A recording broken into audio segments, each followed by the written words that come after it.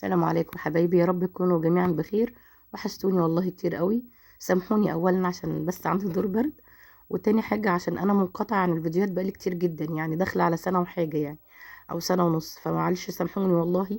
اللي رجعني برضو وان شاء الله هعمل معاكم فيديوهات حقن مجهري تاني، ان في بنات كتيرة والله داخله لي بتطلب مني ان انا اعمل فيديوهات للحقن المجهري، وعن فترة الانتظار، وعن قبل الحقن وبعد الحقن.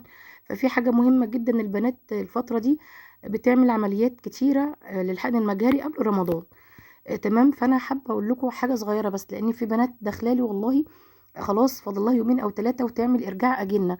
فحاجه الدكاتره مش هتقول لكم عليها، ولا حد خالص هيقول لكم عليها، ويمكن دي بتكون سبب يعني بعد ربنا سبحانه وتعالى في نجاح العمليه. اولا التوتر والزعل ما بيجيبوش اي حاجه، بالعكس بيجيبوا نتيجه سلبيه خالص للعمليه. يعني لا تتوتري ولا تزعلي، خلي ثقتك في الله. تاني حاجه المخده اللي معانا دي ممكن تكون بطله العمليه كلها. انا ما كنتش اعرف كده والله، غير ربنا يبارك لها واحده في عمليتي الاولى قالت لي مخده، بصوا زي ما انتم شايفينها انا مصورها لكم، مخده فايبر يعني لا تذكر، يعني انت لو قعدتي عليها مش هتحسي بيها خالص اصلا. يعني انت بتاخدي معاكي مخده بغض النظر عن الاغراض بقى اللي انت هتاخديها التانية اللي اتكلمنا عليها في فيديوهات قبل كده. انت بتاخدي المخده دي بتحطيها ما بين المقعده واخر ظهرك لما بتيجي تركبي في العربية وتنامي في الكرسي. طبعا اتكلمنا على ان انت لازم تنامي في العربية في الكرسي الاولاني اللي جنب السواق. لو انت هتاخدي ملاكي ما تناميش في الكرسي الكنبة اللي ورا، عشان كلها بتاخد المطبات. تمام، انت بتحطي المخدة دي تحت ما بين مقعدتك وما بين ظهرك عشان ترفعي نفسك شوية، لان احنا بنكون نقطتين مية جوانا، وربنا ان شاء الله يكرمك بيهم ويفرح قلبك بيهم. تمام، فانا كنت بقول لك بصي، انت بتحطيها كده وبتنامي عليها وما بتحسيش بيها خالص، بس ترفعك سنة بسيطة.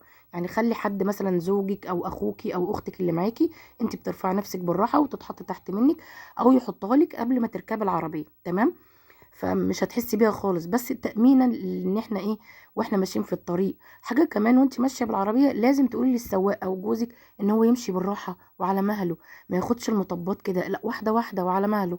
تمام، حاجه كمان بناخدها معانا، ويمكن دي يعني برضو ربنا يسترنا دنيا واخره، بتاخدي معاكي ملايه. تمام، انا نسيت اصور لكم فايه، قلت لكم على المفرش اللي على الكنبه عندي، بتاخدي معاكي ملايه. الملايه دي عشان لما انت تكوني نايمه في العربيه، ربنا يسترنا فوق الارض وتحت الارض يوم العرض عليه يعني، بتكون في اتوبيسات معديه، بتكون في عربيات جنبنا واحنا ماشيين في الطريق معديه. انت لو مثلا اخده تاكسي واللي سايق بيكي مثلا واحد غريب، فربنا يسترك بتغطي نفسك بالملايه دي، محدش هيقولك الحاجات دي. تمام، انت ممكن وانت لو ماشيه في الطريق آه، مسافة بعيدة من بيتك للمستشفى، الدكتور بيكتب لك لبوسة. انا هنا كنت بقول لك بتاخدي معاكي ملاية زي دي. تمام، ما تشفش يعني تكون ساتريكي، فاهماني حبيبتي؟ ربنا يسترك يا رب. انت في الطريق الدكتور بيكتب لك على مثبت لغاية ما تروحي، فممكن العربية تقف على جنب زي ما انا عملت وبنات كتير عملوا، وبتاخدي المثبت في الطريق.